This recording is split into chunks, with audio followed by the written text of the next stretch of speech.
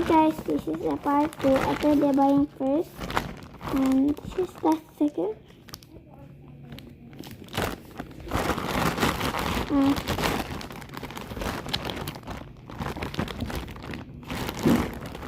Laki niya guys. Mas laki siya sa ulo ko. Mas pindot ko. Blue! Pero mas gusto ko guys yung kulay pink.